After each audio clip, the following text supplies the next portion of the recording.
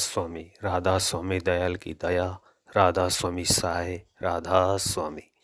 प्यारे सत्संगी भाइयों बहनों, आप सुन रहे हैं परम संत सतगुरु ताराचंद महाराज जी का 6 अप्रैल 1996 प्रातः का सत्संग। सो किस तरह फरमाते हैं, सुनिए।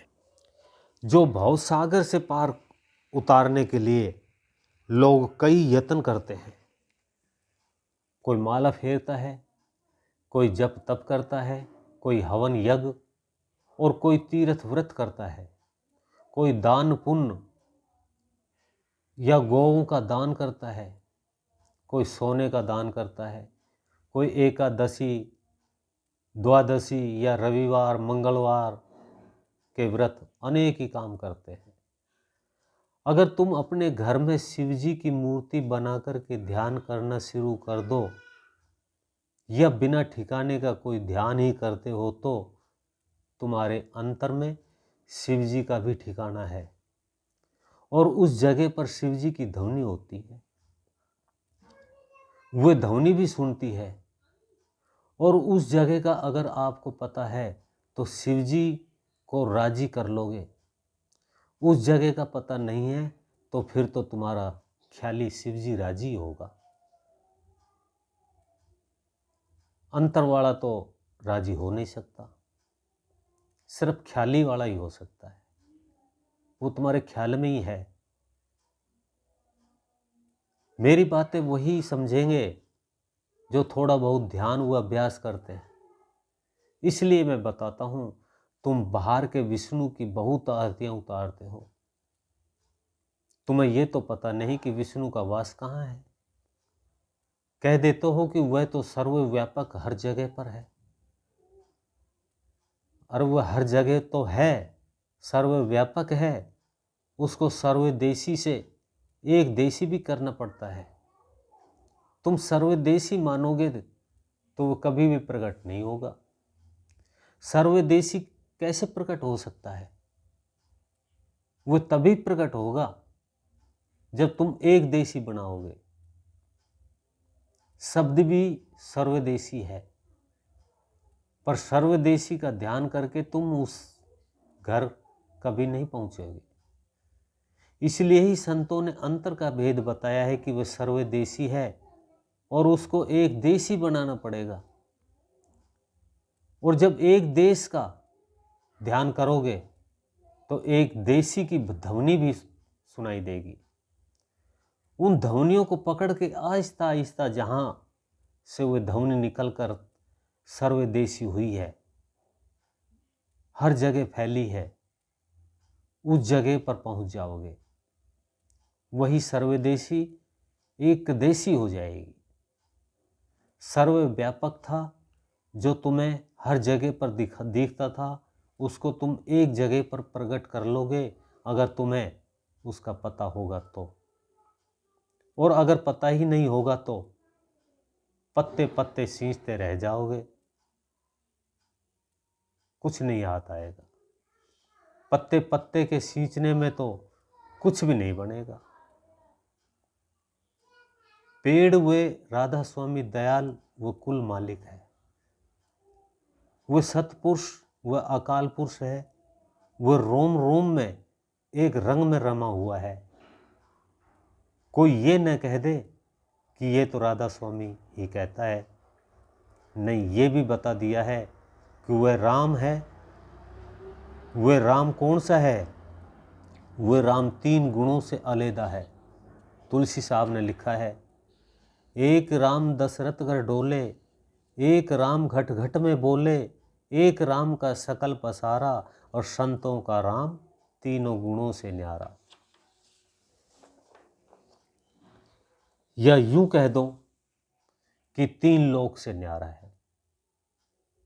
3 लोक 3 गुणों में ही आते हैं।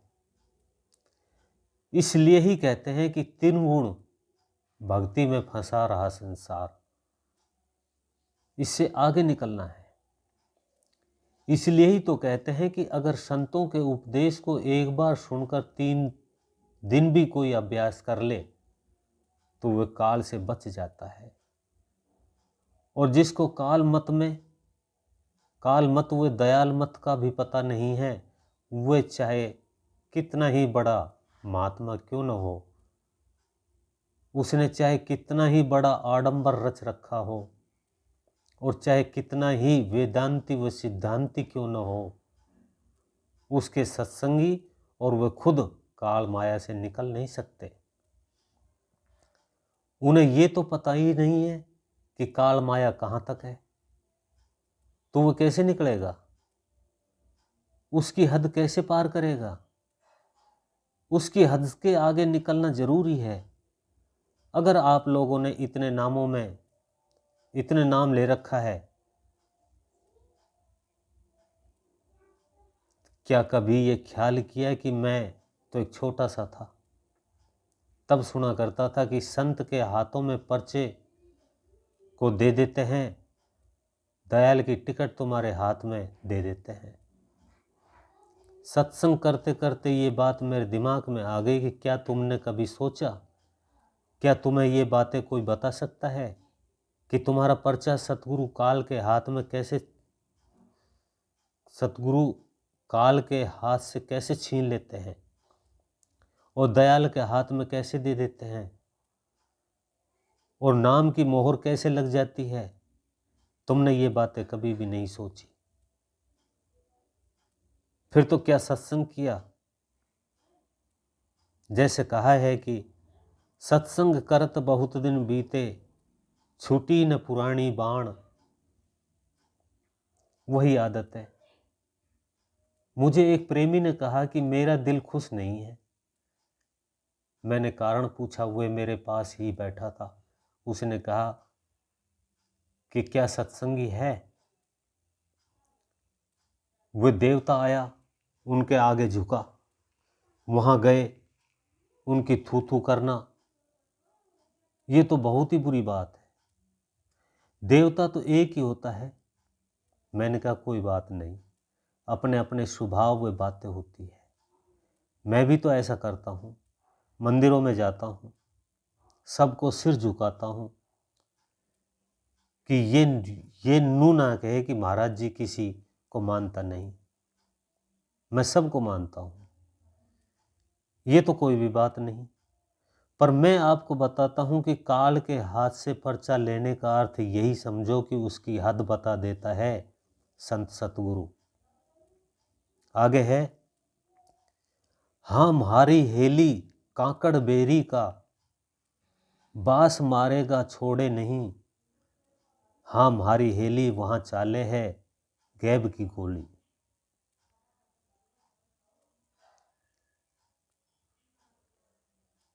वहां गैब की गोली चलती है और उससे आगे निकलने के लिए संत तजुर्बा बता देते हैं कि कांकड़ बेरी का वास ये है, काल का वास। उससे आगे निकल जाओ कैसे ही कि सिर झुका करके आगे चले जाओ। वो रोकना चाहेगा तो रुको मत। कैसे रोकेगा वो रिद्धि और सिद्धियां करामाते या मान बढ़ाई से रोकेगा, पता नहीं, अनेक प्रकार के अहंकार ला देगा, उनसे रह जाता है। पर जिसके सामने सतगुरु का रूप है वह कभी भी नहीं रुकेगा। कई बार मिसाल देता हूँ कि जिस बच्चे का हाथ पिता ने पकड़ लिया वह कभी भी प्रदर्शनी का मजा ले सकता है। जिस बच्चे का हाथ पिता ने पकड़ लिया वह प्रदर्शनी का मजा ले सकता है और मेले में जाकर के वह प्रदर्शनी देख सकता है और वह घूम रहा है, खूब खेलो और दुकानों को देख रहा है। पर जब वह बाप का हाथ छूट जाता है तो बच्चा कुछ भी नहीं देखता। वह प्रदर्शनी तो वही है, वह दुकानें और बिजली और खेल तमाशे वही हैं, पर बाप नहीं है। तो वह लड़का खड़ा होकर के क्या करेगा, रोता रहेगा।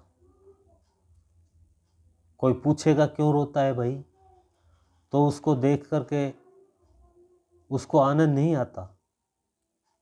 आनंद किस चीज का था, वह आनंद उसके पिता की उंगली में था। तो हे सत्संगियों, जो सतगुरु का हाथ पकड़ करके चलता है वो काल के काबू में कभी भी नहीं आ सकता। वो सारे संसार की प्रदर्शनी को देखता हुआ चलता है।